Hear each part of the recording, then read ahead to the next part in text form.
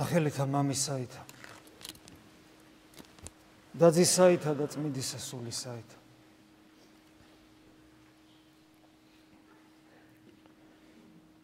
დღევანდელ სახარებაში არის სიტყვები, რომელიც აზრობრივად, შინაარსობრივად არც დღევანდელ დღეს შეიძლება ასე თქვას პირდაპირ გაგებით არ ეკუთვნის დღეს ჯვრის თაყვანისცემის კვირა დღეა. სახარებაშიც ქრონოლოგიურადაც და სიუჟეტის მიხედვითაც სახარებას თავის სიუჟეტი აქვს, ასევე სიტყვები, რომელიც დღეს სახარებაში ამოვიკითხეთ, ასევე არ ეკუთვნის სახარების დანარჩენ სიტყვებს სახარებიდან აღმოკითხულს. მაგრამ ჩვენ ვიცით, რომ წმინდა მამებმა თავიანთი ღვთაებრივი სიბრძნით მოგვცეს ეს საკითხავები კვირის ყოველ დღეს სულიწმინდის მადლით, თავიანთი გამოცდილებით, მაგრამ უპირველეს ყოვლისა სულიწმინდის მადლით ყველაფერი ისე მოგვცეს, როგორც საჭიროა, როგორც ჯერ არს და როგორც სათნოა უფლისათვის და ჩვენთვის ბევრი რამის მასწავლებელია.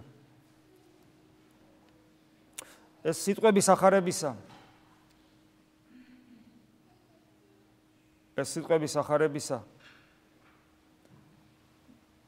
ფერიცვალების დღესასწაულს იმ მოვლენას, რომელსაც თაბორზე მაცხოვრის ფერიცვალება ქვია, იმას ეკუთვნის და ამოგიკითხავთ მე ხა ამ სიტყვებს. და ეტყოდა მათ, ამინ გეტყვით თქვენ, რამე თუ არიან ვინმე აქ ამ მდგომარეთაგანი, რომელთა არა იხილონ გემო სიკვდილისაი. აქ საუბარია ადამიანის გარდაცვალებაზე. აი ამ გარდაცვალების გემოს, ანუ არიან აქ ზოგიერთნი, რომლების გარდაცვალების გემოს არ იხილავენ ვიდრემდე, ანუ მანამ, ვიდრემდე იხილონ სასუფეველი ღმრთისა იმ მომავალი ძალით. ანუ არ გარდაიცვლებიან მანამდე, სანამ არ იხილავენ ღვთის სასუფეველს, ძალით მომავალს. ეს სიტყვები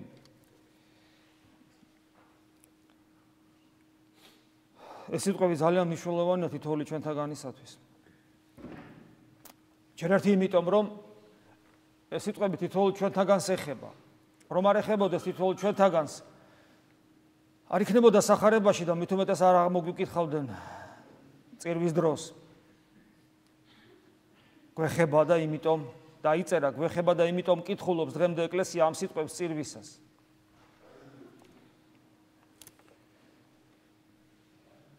ჩვენ ყველას გსურს ღმერთი ვიხილოთ, ყველას გსურს ვიყოთ ღმერთთან.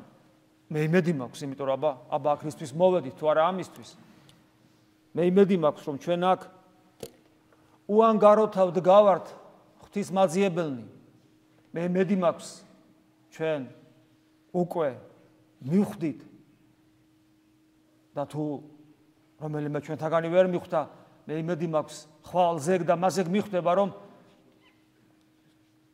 თუ გინდა რომ აქ იდგე ისე როგორც უნდა იდგე, თუ გინდა აქედან წაიღო ის, რაც უნდა წაიღო მარადიული სიცოცხლე, აქ უნდა უანგაროთ იყო. ღმერთი უნდა გინდოდეს,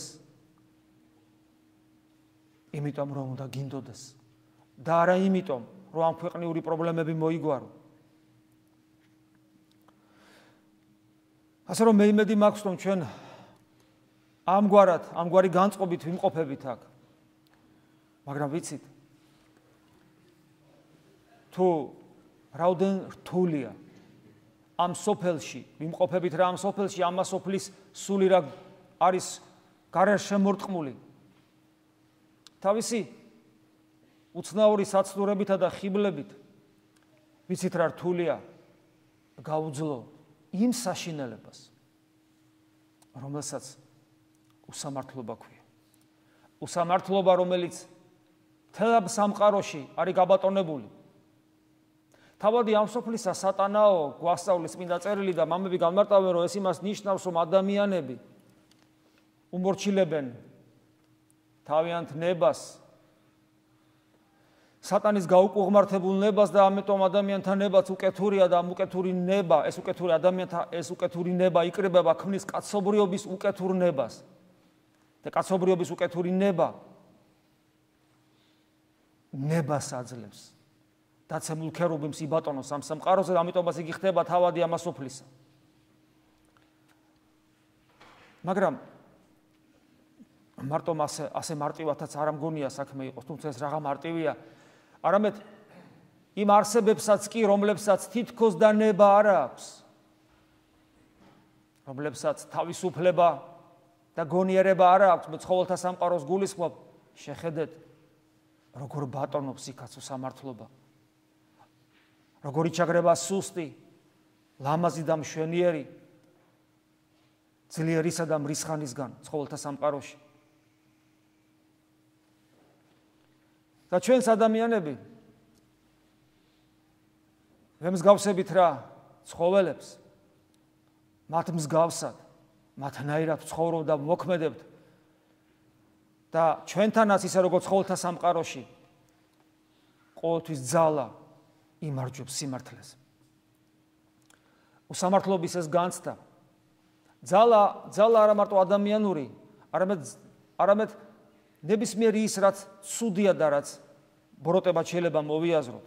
ამ ქვეყნიურ ბოროტებად, იმიტომ რომ არსებობს ბოროტება ამ ქვეყნიური, არსებობს ბოროტება მარადიული და იდენტური იგივეობური ცნებები არ არის.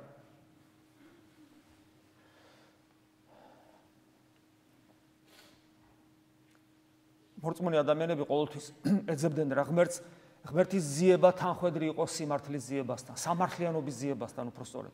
მთელი ფსალმუნთა წიგნი ამით არის გაჟღენთილი. გომხორალად ეძებს წმინდა დავით მეფსალმუნე, წინასწარმეტყველი სამართლიანობაზე და მიწაზე და ვერ პოულობს და ცდილობს რომ თავადაც იყოს სამართლიანობის და დამამკვიდრებელი დედამიწაზე და მის სიტყვებში შურის ძიების აქცენტების იგრძნობა. თუმცა წმინდა მამებმა გვითხრეს, რომ სულიწმინდის მიერ არის ნაკარნახევი ეს ტექსტები წმინდა ფსალმუნებისა და სადაც იქ საუბარია ბოროტზე, ყოველთვის უნდა მოვიაზროთ დაცემული ანგელოზი. სადაც საუბარია ბოროტებასთან ბრძოლაზე, განპირობებულ ბოროტებასთან ყოველთვის უნდა მოვიაზროთ ცისქვეშეთის დაცემულ ანგელოზებთან ბრძოლა უნდა მოვიაზროთ. მაგრამ ერთი რამ არის, რომ დავითი როგორც ადამიანი ეძებდა და ვერ პოულობდა და საუბედუროდ თავადაც იყო უსამართლობის ჩამდენი. მიუხედავად იმისა, რომ ის იყო ადამიანი, რომელზეც ღმერთი ამბობს, რომ ჩემი გულის ადამიანიაო, ანუ ღმერთის გულის კაცი იყო დავით მეფსალმუნე. მიუხედავად იმისა, იყო საოცრად გულმოწყალე, მშვიდი, არაგულბოროტი. იგიც ტყვე არის ამ სამყაროს უსამართლობისა და თავადაც ჩადის უსამართლობას და აქედან გამომდინარე ძალიან მძიმე ბოროტებას, რომელიც მერე მასვე აწუხებს მთელი ცხოვრება, როგორც სინანულით, სინდისის ქეჯნით, ასევე უმძიმესი ცხოვრებისეული პირობებით, რომელიც მას შემდგომ ჰქონდა აი ამ უმძიმესი ცოდვის გამო მკვლელობისა და მრუშობის.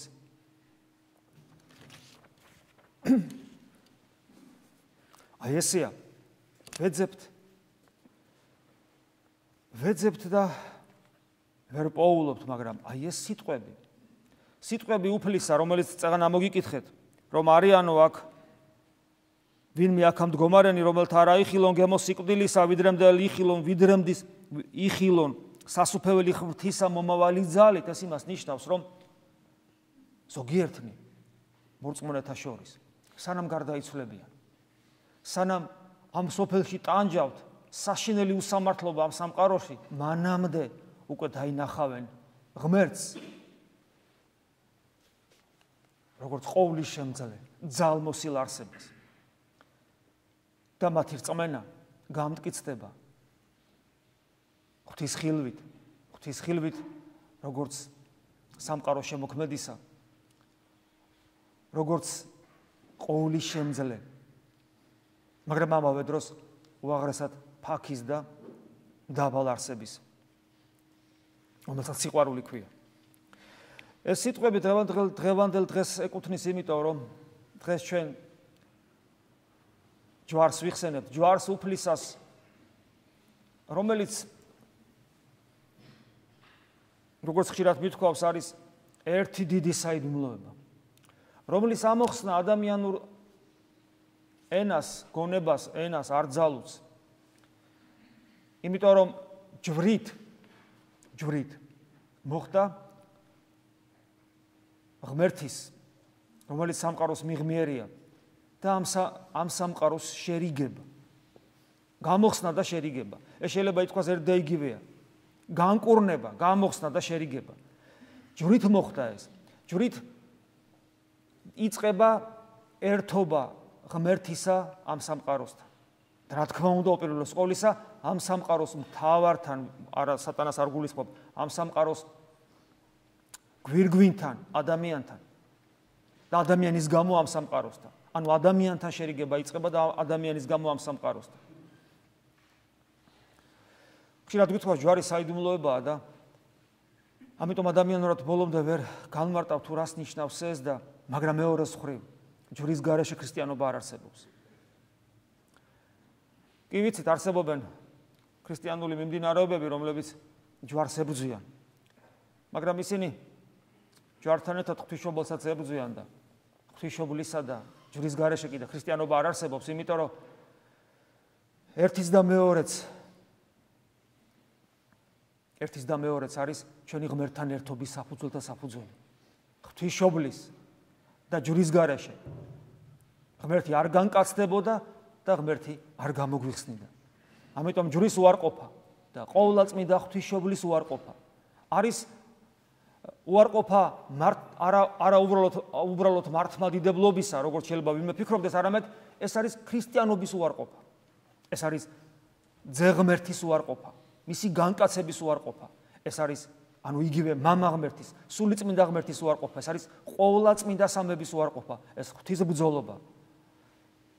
მაგრამ ჩვენ ვაღიარებთ, მაგრამ ვერ ვაცნობიერებთ ბოლომდე თუ რას ნიშნავს ეს. ეხლა მარხვის პერიოდია. ოთხშაბათი დღე მარხვის განზოგების დღეთ იწოდება, ანუ უშუალედდება მარხვა 40 დღის ნახევარი გადის ოთხშაბათს, ეხლა ოთხშაბათს. და რამდენიმე დღით ადრე ჯვრის თაყვანისცემას ვზეიმობთ. ამები ესე განმარტავენ, რომ მარხვას თავის სიმძიმე ახლავს.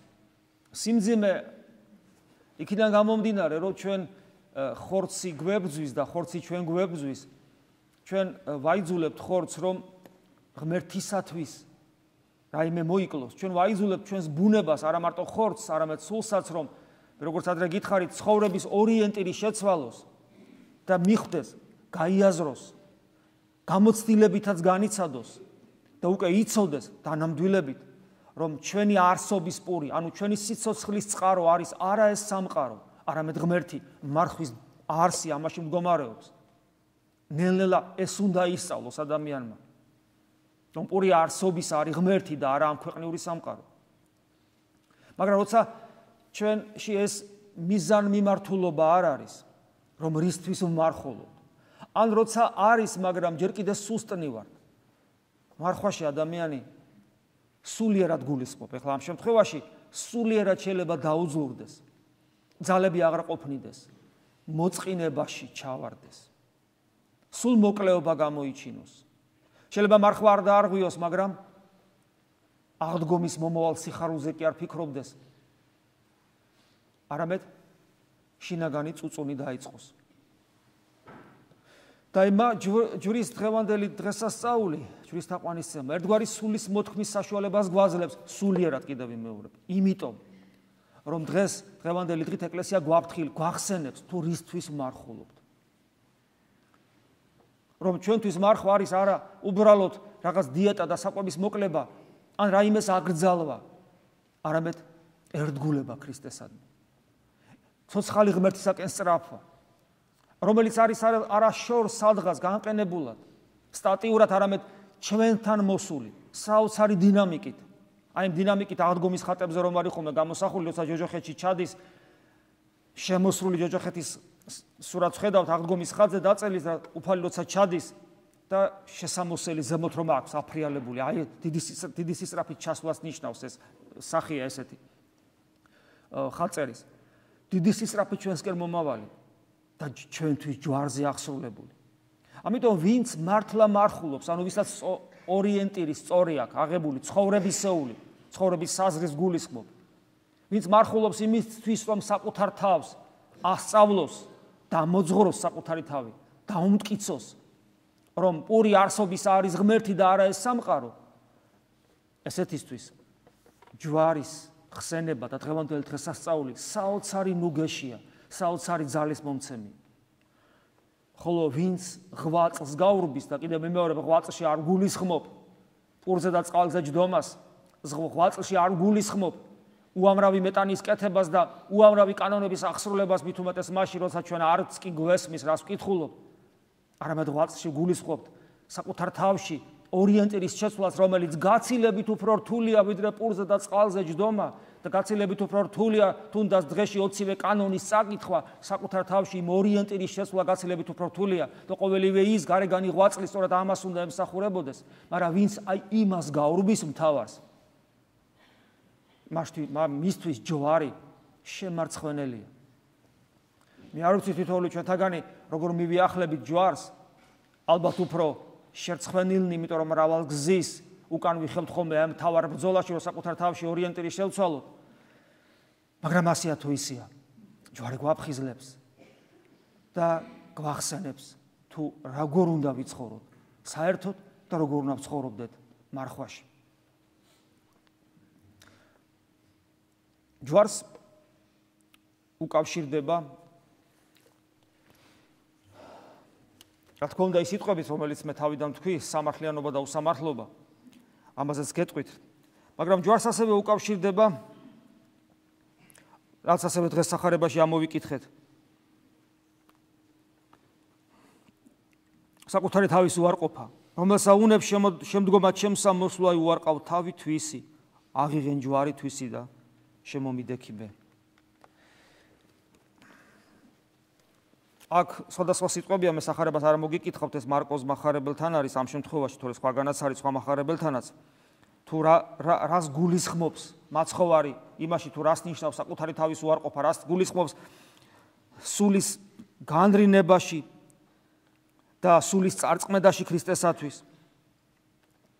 იმ სარგებელში, რომ ამ სოფელს შეიძლება ეს სოფელი შეიძინოს და სულითვისი იზღვიოს, მაგრამ და კითხვასაც სვავს ერთგვარ რიტორიკულს, რა იმისეს კაცმან ნაცვლად სულისათვის ისა, მაგრამ ბოლოს არის გაფრთხილება, რომელსა იგი სირცხვილ უჩნდეს ჩემი და სიტყვათა ჩემთა.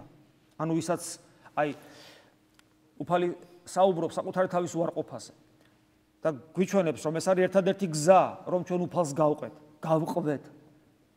საკუთარი სულის, ანუ საკუთარი ცხოვრების წარწმედაზე, დაღუპვაზე, რა თქმა უნდა, ამას სიღრმისეული მნიშვნელობა აქვს, არა პირდაპირი გაგებით. არა ისე უბრალოდ, არამედ ან სასწარკვეთილების გამო, ან სიამაყის გამო, ან რაიმე იდეის გამო, არამედ ცოცხალი ღმერთისათვის, საკუთარი სულის, საკუთარი თავის წარწმედას ცოცხალი ღმერთისათვის, ანუ სიცოცხლის წყაროსათვის. რა უცნაურია, ხო? მე ჩემში თითქოს და უარყოფ სიცოცხლეს, სიცოცხლის წყაროსათვის, თავისთავად ცხადია.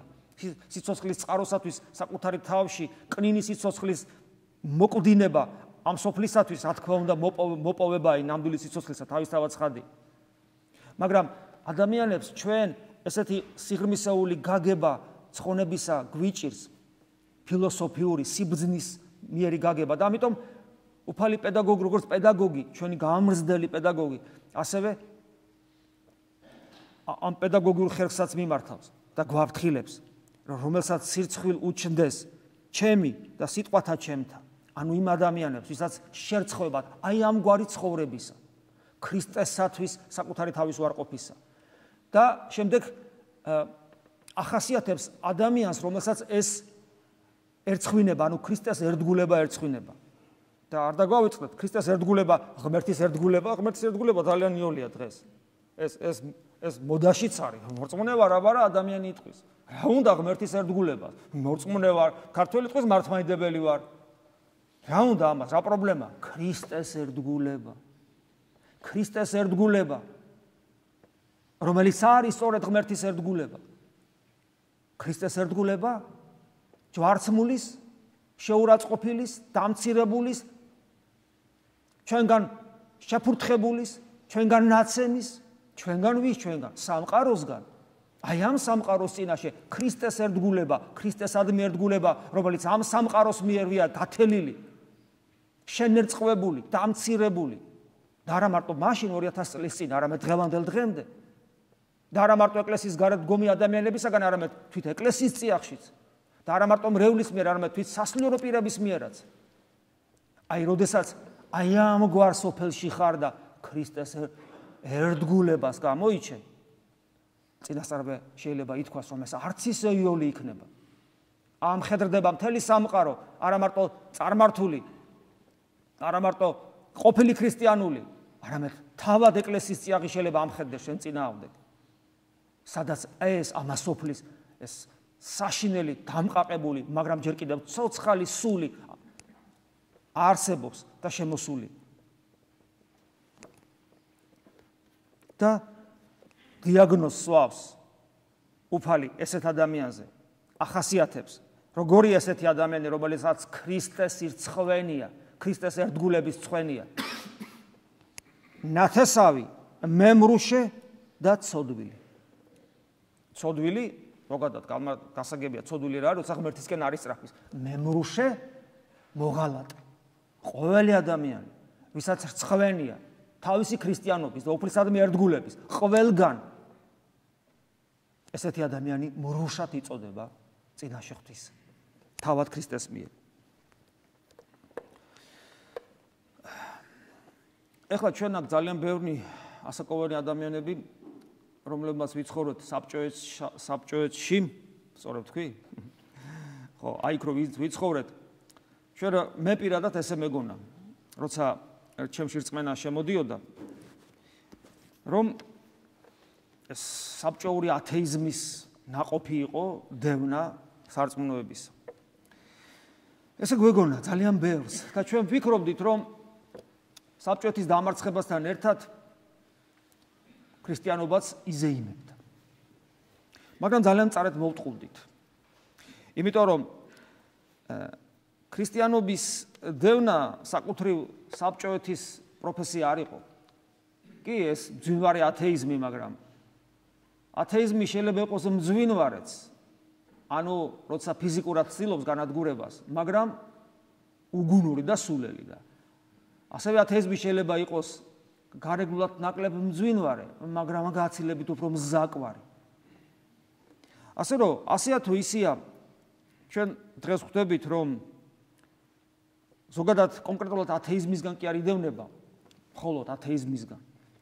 ანუ საბჭოური ათეიზმს გულისხმობ.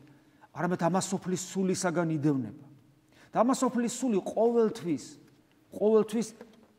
დასინის. აი, ვისაც რცხვენიაო. რატომ ამბობს უფალი, ვისაც რცხვენია? იმიტომ რომ ამასოფლის სული დასინის ქრისტეს. დასინის. ეხლა დღეს ქრისტეს მე დავცინი, დღეს ესე ნაკლებად ამბობენ, თუმცა უკვე ესეთი რაღაცებიც ხდება. იგივე საქართველოს სინამდვილეში ძალიან ბევრი მაგალითია ამისი. ეხლა უბრალოდ ამბიონიდან ამის გახსენებას აზრი არ აქვს, როდესაც შეგნებულად ქრისტეს დასინოდნენ. კრეხელობამდე დასინოდნენ ქრისტეს. თუმცა ნებისმიერი დაცვინის ფორმა ქრისტესი კრეხელობაა თავისთავად ცხადია. მაგრამ უმრავლეს შემთხვევაში თითქოს ქრისტეს არ ახსენებენ. მაგრამ სამაგიეროდ დასცინიან იმ ცხოვრების იმ წესს და იმ სოფხედელობას, რასაც ქრისტიანობა ქვია. შეიძლება ესეთი ხრივ შეიძლება არა მარტო დასცინიან, მოიძულებენ კიდევაც. მაგრამ ერთი შეხედვით შეიძლება ეს ჩვენ უცნაურად გვეჩვენოს, შეიძლება ვერ მივხვდეთ, რასთანა გვაქვს საქმე. მაგრამ საკმარისია ამაში დავწმუნდეთ. საკმარისია ჩვენ გავიხსენოთ ცხრა ნეტარება, რითაც ადამიანი, რომლის გარეშეც თუ ცხრა ნეტარებით არ იცხოვრებს, არ ეცდება რომ იცხოვროს ცხრა ნეტარებით, ამის გარეშე ადამიანი ქრისტიანი ვერ ხდება და საკმარისია გავიხსენოთ ცხრა ნეტარება თუ რისკენ მოგვიწოდებს უფალი, რომ იმ წამსვე მივხვდებით, რომ ამასოფლის სული დაასცინის კიდევაც და ამასოფლის სულს ზულს კიდევაც ქრისტე. ამასოფლის სული იყო და მუდამ მოიძულებს, ყოველთვის ესე იყო, ეხლაც ესეა. მოიძულებს იმას, ვინც არის გლახაკის სულით. ანუ ვინც არის დაბალი და ვინც ცდილობს ამგვარად იცხოვროს და მით უმეტეს ეკლესია, რომელიც ცდილობს ეს იქადაგოს. იმასაც კი ხუმრობენ ხოლმე, სიმდაბლეთ იმან დაიკვეხნოსო და იამაყოსო, ვისაც სხვა არაფერი არ აქვს და ვისაც სხვა ღირსებები აქვს, სიმდაბლე რაღაც საჭირო. დამოკიდებულება ცინიკურია, უაღრესად. გლოვარენი გულითა განამასოფლის სულს არ ძულს და არ დასინის გულით გლოვარეს. რაზე მგლოვარებს ადამიანი? მათ შორის იმ უსამართლობაზეც, რომელიც ამ სამყაროში არსებობს. იმ ტკივილებზე, რომელიც აქ არის. იმ უკეთურობებზე, რომელიც არსებობს ადამიანებში. და იმ ცოდვებზე, რომელსაც საკუთარ თავში ხედავ. დღეს ეს პრობლემა ძალიან ადვილად გადაწყვიტა ამასოფლის სულმა. ცოდვა, თქვა რომ ცოდვა არ არის ცოდვა. და ნებისმიერი ყველაზე ბინძური და მყრალი ცოდვაც კი ნორმად იწოდება დღეს. უკვე საქართველოშიც. ეს სული ისეთი ძლიერია. ისეთი აგრესიული და თავხედია და მზაკვარი, რომ ეკლესიის წიაღში შემოაღწია. აი იმას, რასაც ქვია, რომ ცოდვა არ არისო, ცოდვა ყველაზე მყრალი და ყველაზე ბინძური ცოდვაც, რომ აღარ იწოდება ცოდვა და ნორმად იწოდება, ამან ეკლესიაში შემოაღწია. მე გულისხმობ ეკლესიის ადამიანურ მხარეს. იმიტომ რომ ამით პრობლემა გვარდება, მგლოვარება ძნელია. სულით სიგლახაკეც გაუგებარია. არათუ ძნელია, უბრალოდ გაუგებარია, ეს რას ნიშნავს?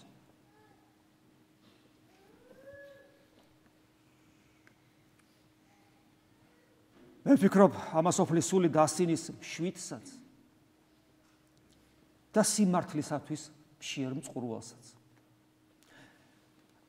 სინდის აწვება ეს ყველაფერი, იმიტომ რომ ნებისმიერი ამ ყოველივეს დარღვევა ჩვენ სინდის გვაწვება, იმიტომ რომ სამყაროს არსებობის კანონს უგულებელს ყოფთ.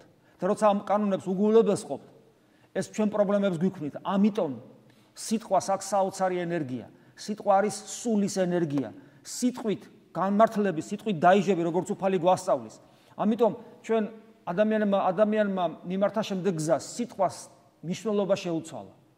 ანუ ეშმაკი საოცრად მუშაობს. სიტყვა სიყვარულს, სიტყვა სიმართლეს, სიტყვა ღირსებას ვერ ამოაგდებს, ვერ წაშლის ჩვენი ცნობიერებიდან, იმიტომ რომ ჩვენ ღვთის ხატნი ვართ. ამიტომ, მაგრამ ეშმაკმა სხვანაირ გზას მიმართა. ეს სიტყვები დატოვა, ოღონ არსი შეუცვალა.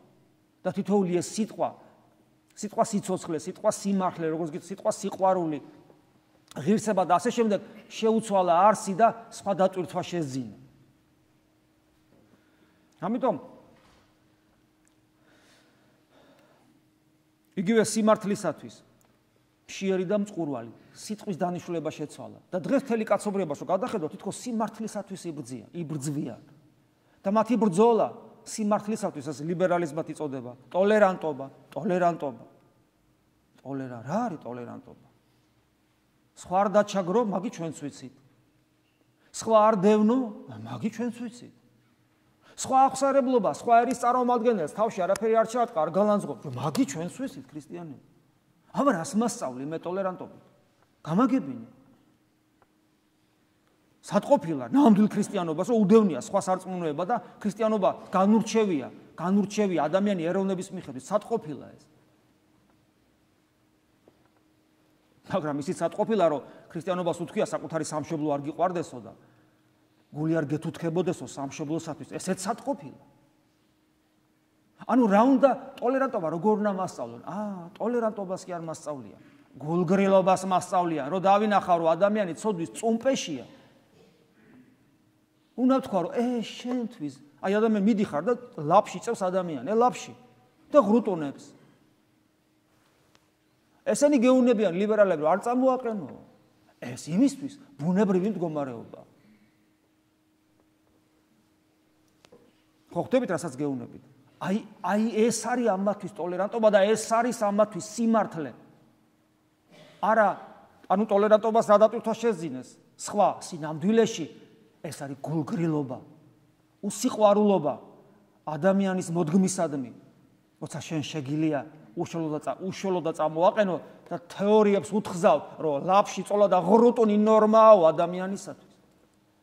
და მაიძულებენ მეც ეკლესიას, რომ აი ამგვარად ვიფიქრო, ეს არ გამოუვა. მე სხვა სიმართლე მაქვს.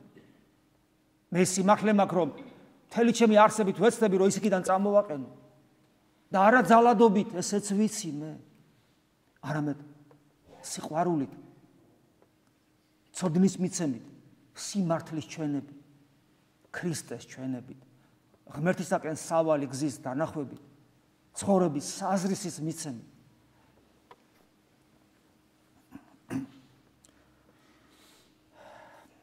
და მოიძულებს და დასცინის ამასოფლის სული წმინდანობას. წმინდანობა დღეს როგორ რანგშია ყვანილი, რომ სხვას არაფერი დაუშაო და რაც გინდა ის ქენი შენ.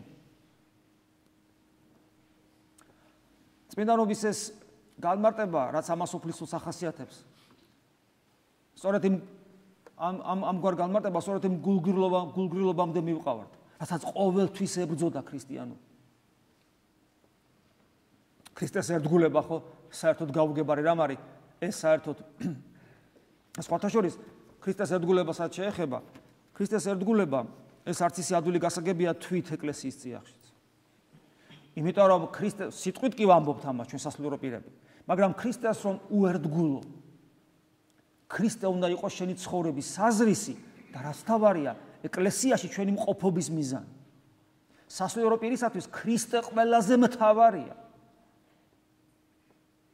ჩვენი სამხედველობა, ჩვენი ცხოვრება, ჩვენი მსახურება. ჩვენი საცოდავი ღვაწლი რაც გვაქვს, ყველაფერი ქრისტეს უნდა უკავშირდებოდეს და არ უნდა მოხდეს ხოლმე ისე, რომ ჩვენ მრავალ რამეზე ვისაუბროთ, მრავალი რამე ვაკეთოთ და ქრისტე არ ვახსენოთ. სამწუხაროდ ამასაც ვხედავთ ჩვენ დღეს ეკლესიაში. ესეც მე მგონი ეშმაკის სასტურია, როდესაც ეკლესიაში მე ადრეც გითხარით, ქრისტიანობა რაღაც გარეგნულ წესჩვეულებად გადავაქციეთ, ნორმატიულ აქტებად, რაღაცების აკრძალვად და ცოცხალი ღმერთი დავკარგეთ ჩვენთვის მოსული და ჩვენთვის მომკვდარი. და თუ ჩვენ ეკლესიის წიაღში არ ვისწრაფით ქრისტესკენ, თუ არ ვიცნობთ მას, არ ვიცნობთო, ვიღაცა შეიძლება გაოცდეს. როგორ არ ვიცნობთ, აბა ქრისტესა ვართ, აბა ვის ვეზიარებით. არ ვიცნობთ. ისეთ ვინ იცნობდა ქრისტეს? ერთ-ერთი მაგალითი, რომელიც მე ხშირად მომყავს. აი მაგალითად ქრისტეს იცნობდა წმინდა მაქსიმი აღსარებელი. მთელი სამყარო, მთელი იერარქია აღდგა მის წინააღმდეგ. პოლიტიკური სამყაროც და იერარქიაც, საეკლესიო. უბრალო ბერიო. და ამბობდა ანგელოსთა სამყაროც რომ აღდგეს ჩემ წინააღმდეგ. მე მაინც ვიტყვი რომ მართალი ვარ, როცა ის ქრისტეს ახასიათებდა. თუ ვინ და როგორია ქრისტე? რატომ იყო ესეთი მტკიცე? სიკვდილამდე მტკიცე აწამეს, ენა მოკვეთეს, ხელი მოკვეთეს. რატომ იყო ესეთი მტკიცე? იმიტომ რომ იცნობდა ქრისტეს. და იცით, ეხლა მე აქ საღვთისმეტყველო ლექციას ხარ ვატარებ, მაგრამ მაქსიმ აღსარებლის საოცრება იცით რაში მდგომარეობს, აი რას იცავდა იცით ქრისტე? რას იცავდა იცით ქრისტოლოგიაში? ის იცავდა ქრისტეში ადამიანურ თავისუფლებას. საოცრებაა ეს.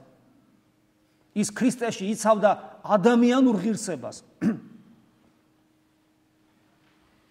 და მთელი სამყარო მას ვერ უგებდა. თავისუფლებას იცავდა ქრისტეში. ადამიანურ თავისუფლებას. როგორც ღმერთი თავისთავად ცხადია, ქრისტე თავისუფალია. ქრისტეს თუ არ იცნობ, არათუ ახალ შემოტევას ეკლესიაზე ვერ მოიგერიებ, არამედ ეკლესიურ მოძღვრებასაც დაამახინჯებ, რაც სამწუხაროდ ძალიან ხშირად ხდება დღეს საქართველოს მართლმადიდებელ ეკლესიაში.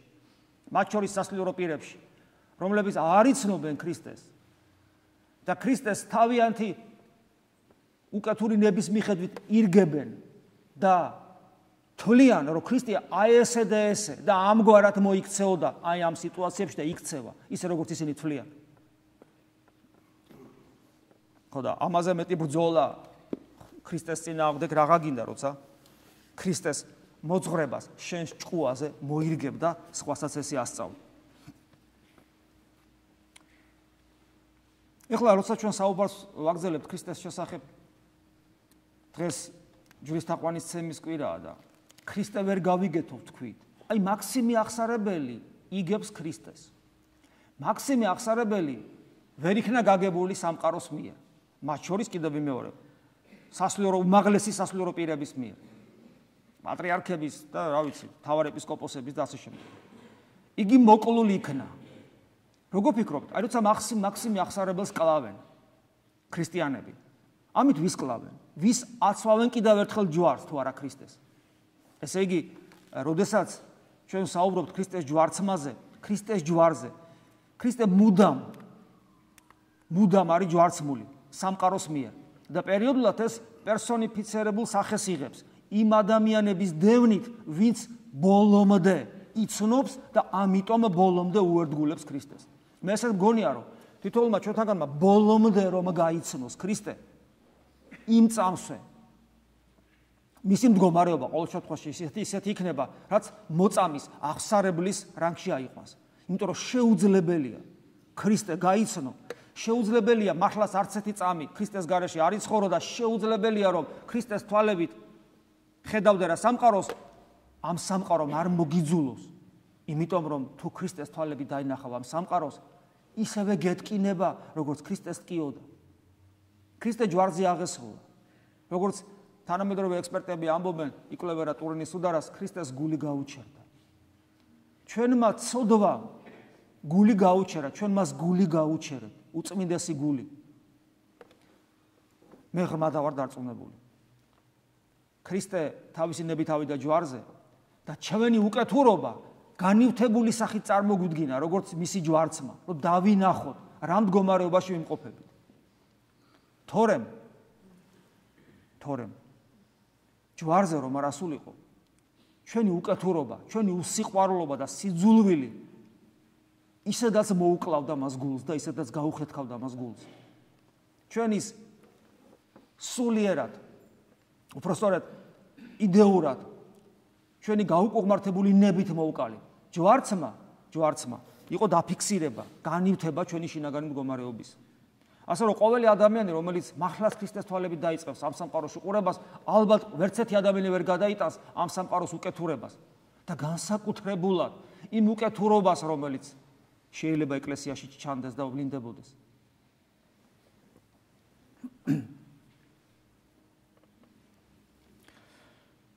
აი, როცა ამ საკითხებზე ვსაუბრობთ, კიდევ ერთხელ ალბათ დავფიქრდებით, რომ ის საშინელი უსამართლობის განცდა, რომელიც ქრისტეს ჯვარცმას ახლავს, ღმერთის სიმდაბლე ჩვენთვის შემაძრწუნებელი, ესეთი სიმდაბლეა.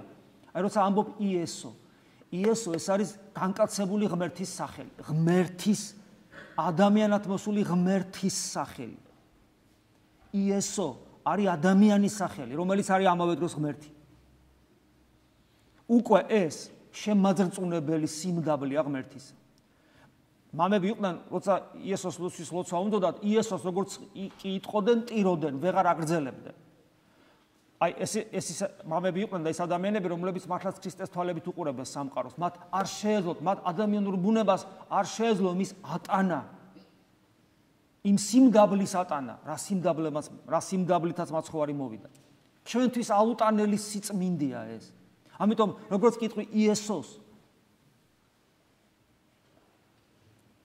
წესით ეგრევე უნდა ვტიროდეთ. იყვნენ მამები, რომლებიც აი წირვის დროს მე ადრეს მithქვია იოსებ ვადოპედელი, ესეთი იოსებ ისიხასტის სულიერი შვილი იყო და მისი სულიერი შვილი არქიმანდრიტი ეფრემი, რომელიც ახლა ასევე ამასოფლის სულმა დააპატიმრა საბერძნეთში, ის ყვება, რომ მე არ მახსოვსო არც ერთი წირვა მის მონაყოლს გეუნებით, არც ერთი წირვა არ მახსოვს, იმიტომ რომ იოსებ ვადოპედელი ბერი იყო, არ იყო მღვდელი და მამა ეფრემი რო უწირავდა, რომ ბოძღვარი ეზიარებინა, არ მახსოვსო არც ერთი წირვა, როგორც კი სახარებას აღვამაღლებდი. კურთხეულს მეუფება აი ამ სიტყვებით, მამა იოსები წირილს იწყებდა. ექიმი ეუნებოდა, ნუ ტირი ხარო, კაცო და ეს მის ძალებს აღემატებოდა. ის ტიროდა კი არა, იმიტომ კი არა, რომ უნდოდა ტირილი. მისი ბუნება ვერ ტვირთულობდა იმას, რაც ღმერთმა მოიმოქმედა ჩვენთვის და ესე მამა ეფრემას ესე გვითხრა, იმიტომ რომ იცოდა თავის მოძღვისაგან, რომ მასში ცოცხლდებოდა ცოცხლდებოდა არა ნახატები კი არ ცოცხლდებოდა, არსობრივად ცოცხლდებოდა. ის სიმდაბლე, ის ტკივილი, ის თავგანწირვა, ის სიყვარული, ეს გულის შემოსრულება, ის სიფაქიზე, რომელთაც მაცხოვარი ჩვენამდე მოვიდა. და აი საშინელი შემაწუნებელი სიმდაბლე და საშინელი განცდა უსამართლობის. ეს უსამართლობის განცდა ალბათ ყველა ქრისტიანს მუდამ უნდა ტანჯავდეს. უსამართლობა, ამ სოფელს როგორი უსამართლობა ახლავს, მაგრამ უსამართლობის მწვერვალი იყო ქრისტეს ჯვარცმა. ქრისტეს ჯვარცის მერე აღარაფერი აღარ უნდა გაგვიკვირდეს. და როცა ვხედავთ ამ სამყაროს, რომელიც დღემდე მუდამ ცდილობს ქრისტეს ჯვარცმას, იმ ადამიანების დევნით, რომლებიც ქრისტეს უერთგულებენ, თვით ეკლესიის წიაღშიც კი, როცა აი ამას ხედავ, გული უნდა გეკუმშებოდეს და განგაწყობდეს რისთვის? უფრო მეტი ერთგულებისათვის, უფრო მეტი სიყვარულისათვის და უფრო მეტი მცდელობისათვის, რომ შენ ტკბილ მაცხოვარს მიემსგავსო და მასთან ერთად ჯვარცმული იქნე. ვინ მოკლა რა მსოფლმხედველობის ხალხმა? რატომ მოკლეს ქრისტე? ვინ იყვნენ? რა ხალხი იყო ეს? ჯვარც ჯვრის დღე თაყვანისცემის დღეა. ქრისტე ჯვარს მოკლეს. ვინ? რატომ? რისთვის? რა მსოფლმხედველობა ქონდა? ვაი, სამწუხაროდ რომ შორს წასვლა არ აღჭირდება. სამწუხაროდ. ამასერად იყო გადაცემა პირველ არხზე, საზოგადოებრივი არხია და ანუ ჩვენი არხია, ჩვენი პირველი არხი ხო საზოგადოებრივი არხი, ჩვენი არხია. იყო ანალიტიკური გადაცემა. რა თქმა უნდა, ეს ანალიზია, შმაკის ანალიზია, დემონური ანალიზია. ანალიტიკური გადაცემა, სადაც კინომცოდნეს გასარჩევი რო გახდება ქრისტიანობა, აბა, კინომცოდნე და ყოფილი მღვდელი, რომელიც მღვდლობაში თავხედურად წერდა, მე არ ვეთანხმები პავლე მოციქულს. ყოფილი მღვდელი, რომელიც უკვე ჯერ კიდევ მღვდლობაში პავლე მოციქულს ზემოდან უყურებდა და კინომცოდნე, ესე იგი ანალიტიკურ გადაცემას საუბრობენ და ესე იგი ანალიზს უკეთებენ ქრისტიანობას და როგორ თქვენ ვერ წარმოგიდგენთ, როგორ წარმოაჩინეს ამასოფლის სული, რომელსაც ძულს ქრისტე, რომელიც ყველაფერს თავდაყირა აყენებს და რომლებსაც მართლაც გულწრფელად შეიძლება ითქვას არ ესმით, რას ნიშნავს ქრისტიანობა, რა უნდა კაცო ქრისტეს, რა უნდა ეკლესიას. და ანალიტიკური რატო? ანალიზი იყო გაკეთებული, დამახინჯებული, როგორი, რომ ამასოფლის ბოროტების საფუძველი, სიბნელის საფუძველი, მუხრუჭი, ლაგამი ამასოფლის პროგრესისა და განვითარებისა არის მართლმადიდებლობა. მართლმადიდებლობა ზოგადად, რუსული, ბიზანტიური, ქართული, სულ ერთია. მართლმადიდებლობა არის ბოროტება ამ სამყაროს. და უკვირდათ ამას ხალხი როგორ ვერ ხვდება? საშინელი გადაცემა იყო. ეს გადაცემა იცით რას ნიშნავს? ეს გადაცემა ნიშნავს იმას, რომ არის მცდელობა, რომ იდეოლოგიური საფუძველი მოემზადოს იმისათვის, რომ ერთხელაც თელმა ხალხმა მოიგმინოს ესე ქრისტიანები მოგვაშორეთო რა, იმიტომ რომ მაგად გამოარო, აი რაც ნერონის დროს ნერონმა რო გააკეთა. ნერონმა რა გააკეთა? გადაწვა რომი და თქვა, რომ ქრისტიანებმა გააკეთეს ესო და ხალხმა დაიჯერა.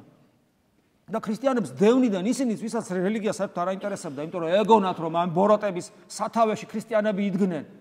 რომის გადაწვის და მოამრავი ხალხის დაღუპვის მიზეზი ქრისტიანები იყვნენ. იგივეს აკეთებენ ახლა. სული ერთი და იგივეა, ნერონის სული და ამათ სული ერთი და იგივეა.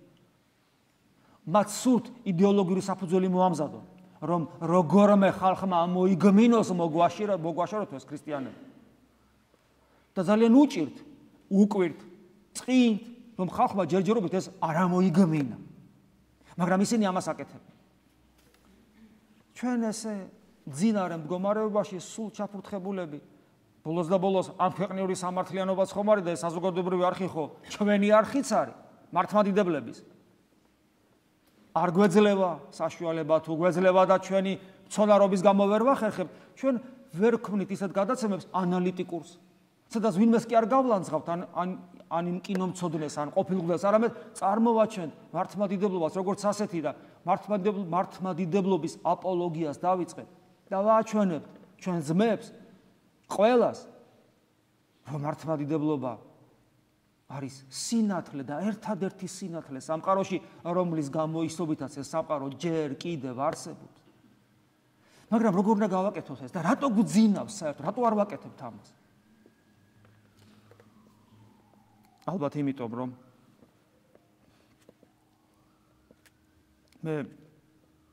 მე ვგულისხმობ მარტო მე და მთლიანად ჩვენ ქრისტეს თვალებით ვერ ვიყურებით და ამიტომ არ აგვაქვს ჩვენ ბრძოლის უნარი, იმიტომ რომ გვეშინია და ვერც ვიგებთ ძალიან ხშირად აი იმ ზაკრობას, რასაც ამასოფლის სული მიმართავს ჩვენ წინააღმდეგ. იმიტომ რომ მე თუ ქრისტეს თვალებით ვიყურები, მე მეწოდინება ეს იმ წამს, რომ ამ სოფელს, ამასოფლის სულს აიმად იგივე დამოკიდებულება ექნება ჩემს მიმართაც, რაც ზოგადად ქრისტიანობის მიმართაა. ეს დამოკიდებულება ექნება.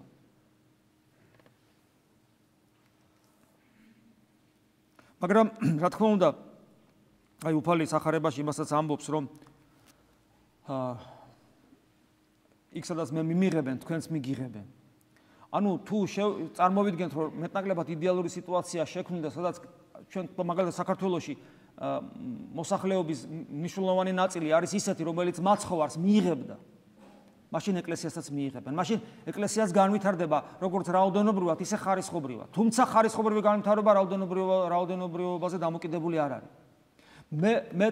მეცაც ვიტყვი, თუ ეკლესია შინაგანად ხარისხობრივად განვითარდება, ადამიანურ ხარეს გულისხმობ განვითარებისა თუ არა ღვთაებრივ ნაწილს, რომელიც წმინდა, მაშინ რაოდენობრივადაც განვითარდება ალბათ, იმიტომ რომ მე მჯერა, რომ საქართველოში ჯერ კიდევ ძალიან ბევრი ადამიანია ისეთი, რომელიც ელოდება ცოცხალი ღმერთის შესახებ, ცოცხალ სიტყვას, მის მიმართ ქმულს და ელოდება ქრისტიანობის დანახვას, როგორც უნდა იყოს ქრისტიანობა, ისეთი ქრისტიანობის დანახვას.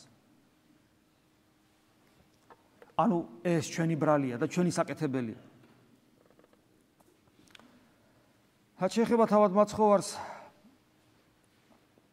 წარმოიდგინეთ, მოდის თავისიანებთან, როგორც ივანე მახარებელი გვასწავლის. და ადგილი არ აქვს, გახსოვთ მის სიტყვები, მელასო ხვრელი აქვსო და ფრინველს ცისასაყოფელი, ხოლო ძესა კაცისასა არ აქვს, სადაც თავი მიიდრიკოს. დედამიწაზე, მის შექმნილ დედამიწაზე, ქრისტეს ადგილი არ აქვს, ვერ იპოვა თავისი ნავსაყუდელი.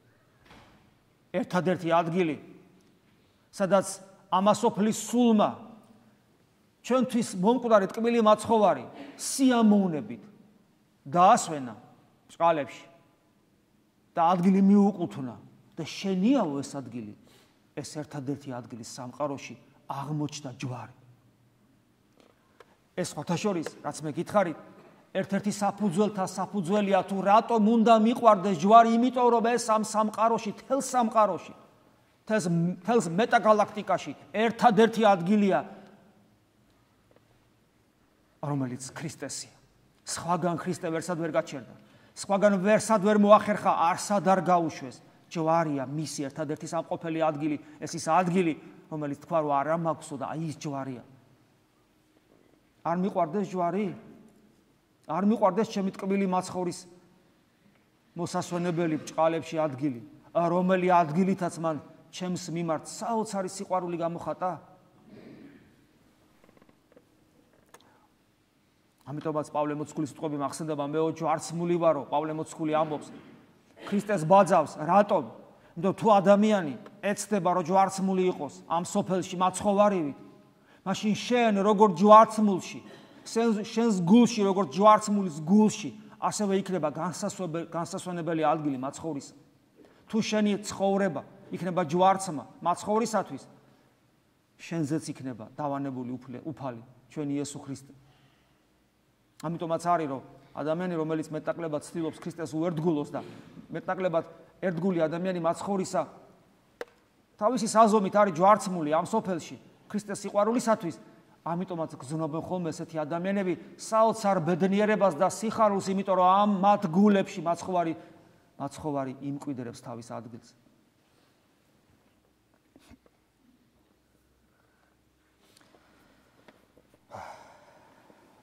ქრისტემ ადამიანად მოსულმა ღმერთმა იმდენად დაივიწყა და იმდენად უარყო როგორც ადამიანმა საკუთარი თავი, იმდენად გაიგივა საკუთარი თავი ჩვენთან, რომ თავისი ადამიანობით ღმერთთან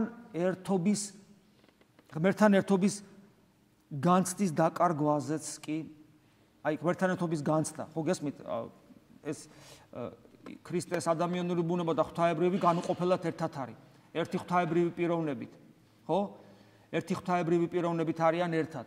ღმერთის პიროვნებით, განუყოფელად, სამუდამოდ, შეურევნელად, მაგრამ განუყოფელად. და ხშირად მithქვავს ჯვარზე უფლის სიტყვები, ღმერთო ჩემო, რა ისათვის დამიტევე მე საღვთისმოწყალო თვალსაზრისით გაუგებარია.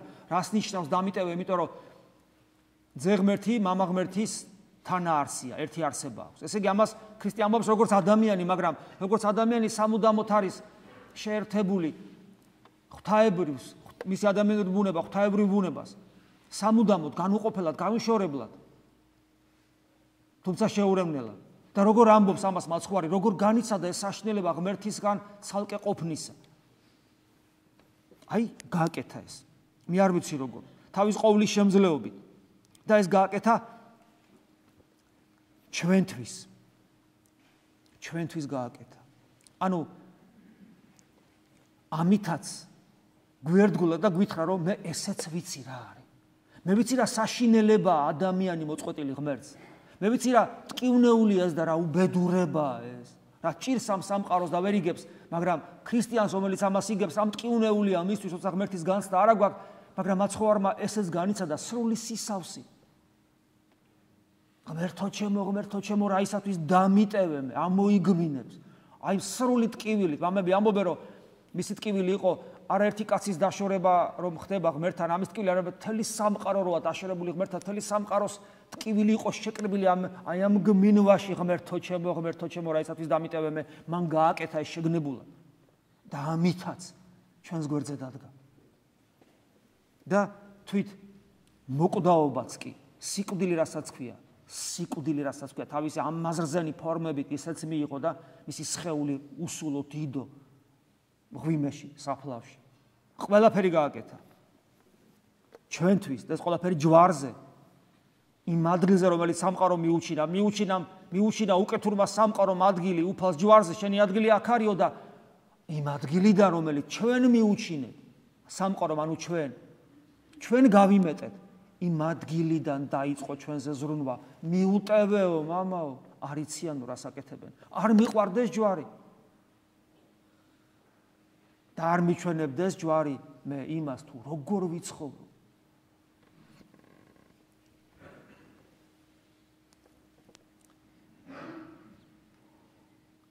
რომელმან ცოდვანი ჩვენი აღიხნა, ხორცითა თვისითა ჯვარსა ზედა, რაითა ცოდვათა განვეშორეთ და სიმართლით ცხონდებოდით, რომლისა იგი წყრულებითა, ანუ ქრისტეს წყრულებითა განიკურნენით. როგორც ამბობს პეტრე მოციქული თავის პირველ ეპისტოლეში. ანუ ქრისტემ ცოდვანი ჩვენი აღიქვნა, თავის ყველაფერი ტკივილებით, ხორცითა თვისითა ჯვარსაზე და მიამსჭვალა, რათა ჩვენამ ცოდვას, ანუ უღმერთობას განვეშორეთ და სიმართლით ცხოვრობდეთ, ქრისტეს სიმართლით და მისი წყრულებით, რმასოტკიო და ჩვენ განვიკურნენით. ეთოლი ჩვენთაგანი განკურნებულია პოტენციაში, შიგნით, არსობრივად. ჩვენი გასაკეთებელი ღმერთმა გააკეთა. ეს ყველაფერი ჯვარზე აღესრულა. ჩვენ უბრალოდ უნდა ქრისტეს უერთგულოთ. და ის სიტყვები, რაც მე თავიდან გითხარით კავშირში ამეთქი ყველაფერი ამასთან, რომ არიან აქ ზოგიერთები ისეთი, რომლებიც არ გარდაიცვლებიან მანამ, სანამ არ იხილავენ ღმერთს თავისი ძალით, ძალმოსილებით. ეს სიტყვები ამას როგორ შეესაბამება და შეესადაგება? იმით, რომ ადამიანი, რომელიც აი ამგვარად იცხოვრებს, სიმართლით იცხოვრებს, როგორც პეტრე მოციქული გვეუბნება, და ეცოდინება, რომ ქრისტეს წყულებით განკურნებული ვარ და უფლისადმი ერთგულებით ვიცხოვრებ. როგორც გითხარით, ჩემი ცხოვრებით ვიქნები რა ჯვარცმული და მიემსგავსება ჩემი ცხოვრება ჯვარს, მაცხოვრისას. მაშინ მე და ჩემი გული იქნება სავანე ჩემი ტკბილი უფლისა. და იმ გულში, სადაც ქრისტე დამკვიდრდება თავისი საღვთო მადლით, დაიწყება თაბორისეული ფერიცვალება ადამიანისა თავად. და უკვე ამ სოფელში ჯერ კიდევ სიკვდილამდე, ანუ გარდაცვალებამდე იხილავს მარადილ სიცოცხლეს. და ესეთი ადამიანი აღარასოდეს მოკვდება, არამედ გარდაიცვლება სიკვდილისაგან სიცოცხლეში. ამინ. მადლი უფლისა ჩვენისა იესო ქრისტესი და სიყვარული ღვთისა და მამისა და ზიარება სული საწმინდისა იყოს თქვენ ყოველთა თანა. ამინ.